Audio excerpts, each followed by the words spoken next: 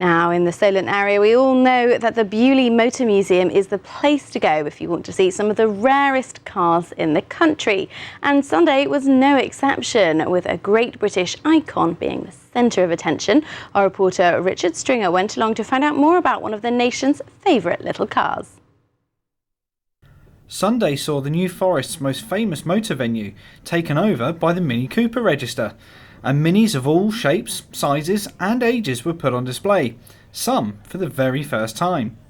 This is our national day at Beaulieu, and this is our biggest event of the year. We're a very strong club for all minis, but particularly the Mini Cooper S and the new BMW Mini. This particular car is the first time that this has been shown at Beaulieu. I've owned the car for 25 years. It's unusual insofar as it's only a 1 litre Cooper S, which is very rare. I have to say my love is old Mini. I still have my very first Cooper S, which I bought in 1969, and I still have it.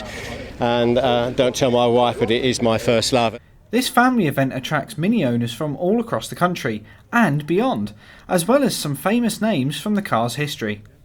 Well, my father's John Cooper, obviously probably knows that's where the name Cooper comes off, the Mini. He found this little car through a friend of his called Alec Isagonis, called the Mini Miner, and he drove this car with his drivers, Roy Salvadori and Bruce McLaren, and they said, boy, if this car had more power and we could stop it, this car could win rallies. And it wasn't long before my father was knocking on the door at BMC and said, why don't we build a car so that we could go and win rallies? And they said, well, go away, go and build one. My father built one, it was brilliant.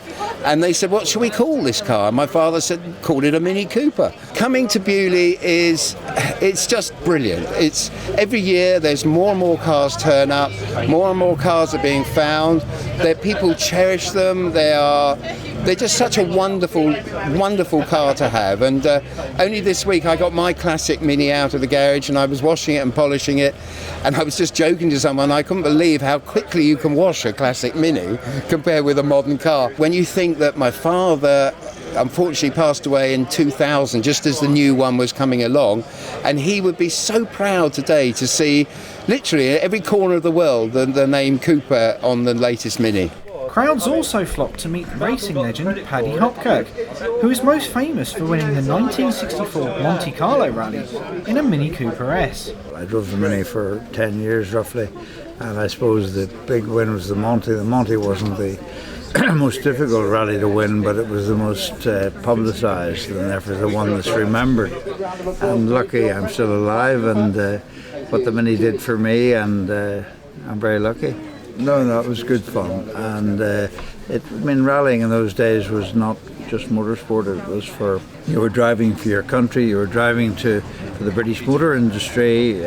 All the people who made the lights and everything else contributed. We, after the rally, went round all the different factories to meet the people who had made the bits of the cars. Well, the Mini certainly had a colourful history, but Paddy says he's pleased that the brand is still going strong. Thank goodness BMW rescued the Mini name and it's made in this country now. The new Mini is a BMW with a Mini body on it, I suppose, but it had to change, and I'm delighted it's employing people. And all right, it's a bit bigger and what have you, but it doesn't smell of petrol and it doesn't leak water and it's got air conditioning.